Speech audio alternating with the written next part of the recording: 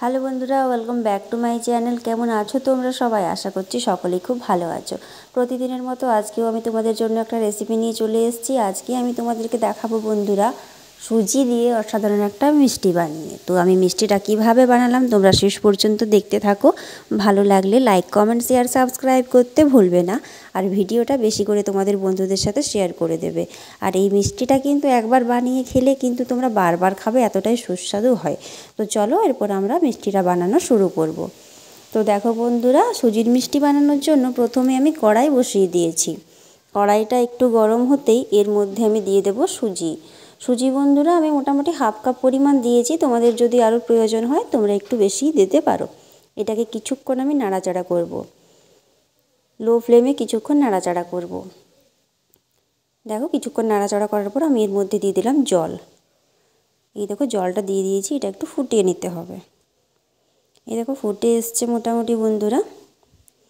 নাড়াচাড়া করতে হবে কিছুক্ষণ। নাড়াচাড়া না করলে কিন্তু তলায় লেগে যাওয়ার ভয় থাকে। এই দেখো এটাকে শুকনো শুকনো করে নামিয়ে নিতে হবে।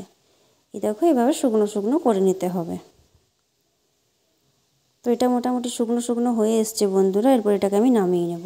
এই দেখো একটা থালার মধ্যে আমি এটাকে নামিয়ে নিয়েছি। এরপর বন্ধুরা এর মধ্যে আমি কী কী অ্যাড করছি তোমরা দেখতে থাকো। এই দেখো এর মধ্যে আমি দিয়ে দিয়েছি বড় চামচে 1 চামচ গুঁড়ো দুধ। গুঁড়ো দুধটা দিয়ে খুব ভালো করে মেখে নিতে হবে। এইভাবে মেখে নিলাম। এই দেখো এরপর আমি এর মধ্যে দিয়ে দিলাম 1 চামচ ঘি।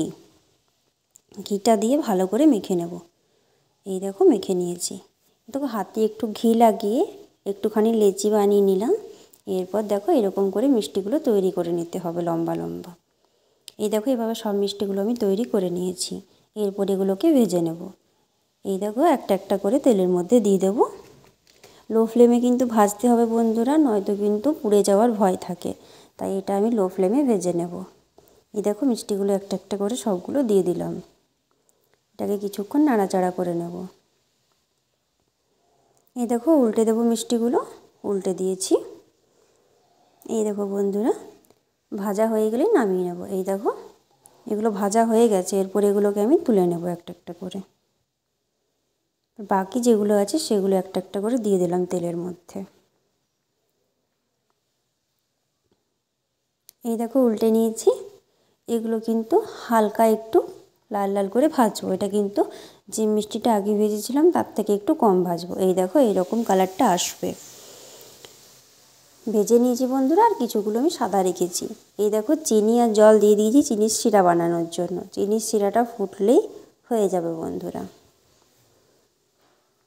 চিনির শিরাটা ফুটে এসছে। এরপর মিষ্টি বানানো যেগুলো ছিল সেগুলো এর মধ্যে আমি দিয়ে দেবো।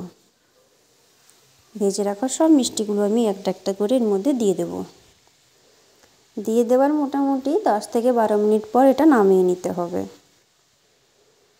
এই দেখো 10 থেকে 12 মিনিট পর আমি এটা নামিয়ে নিয়েছি বন্ধুরা। দেখো কতটা সুন্দর লাগছে দেখতে।